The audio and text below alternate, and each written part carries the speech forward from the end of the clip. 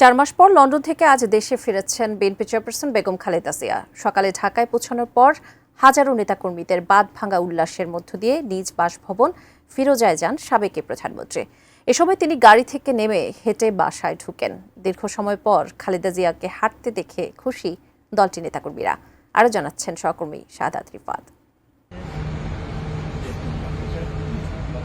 লন্ডনের বিমানবন্দরে বিদায়ের সময় মা ছেলের এই দৃশ্য সবার নজর কেড়েছিল। সেখানে হাস্যোজ্জ্বল খালেদা জিয়াকে দেখে আঁচ করা গিয়েছিল শারীরিক ও মানসিক অবস্থার উন্নতি হয়েছে তার। অবশেষে 4 মাস অপেক্ষার অবসান। 6 মে সকালে দেশে ফিরলেন বিএনপি চেয়ারপারসন ও সাবেক প্রধানমন্ত্রী বেগম খালেদা জিয়া। এদিন তাকে শুভেচ্ছা জানাতে বিমানবন্দর ও আশপাশের এলাকাগুলোতে ভিড় করে দলটির হাজারো নেতাকর্মী। সড়কে নেতাকর্মীদের বাঁধ ভাঙা উচ্ছ্বাস আর নানা স্লোগানের মধ্য দিয়ে গুলশানের নিজ বাসভবন ফিরোজায় পৌঁছান বিএনপি চেয়ারপারসন। সেখানে সবাইকে চমকে দিয়ে হুইল চেয়ারের পরিবর্তে পায়ে হেঁটেই গাড়ি থেকে নামেন খালেদা জিয়া। সব মশার বিরুদ্ধে সুরক্ষা দিতে এলো বসুন্ধরা এক্সট্রিম অ্যারোসল। মশার বিরুদ্ধে এক্সট্রিম সুরক্ষা। বাসার আঙিনায় ফুলেল শুভেচ্ছায় তাকে বরণ করে নেন আত্মীয় স্বজনরা। পরে সবাইকে নিয়ে কেক কাটেন খালেদা জিয়া।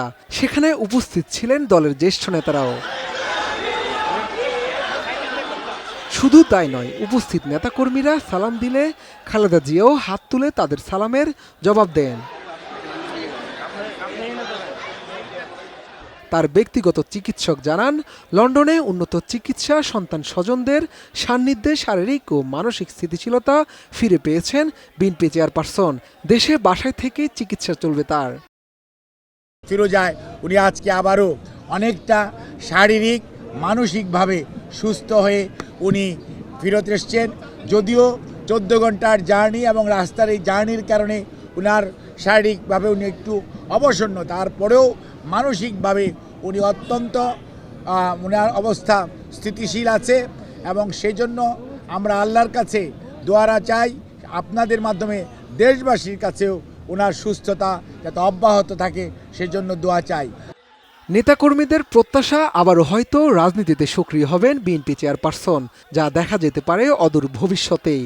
তার দেশে ফিরে আসা এটা আমাদের গণতন্ত্রের উত্তরণের পথকে আরও সহজ করবে, দেশকে একটা সঠিক বৈষম্যহীন একটা পরিস্থিতির দিকে নিয়ে যেতে সহযোগিতা করবে। শাহাদাত রিফাত, ATN নিউজ, ঢাকা।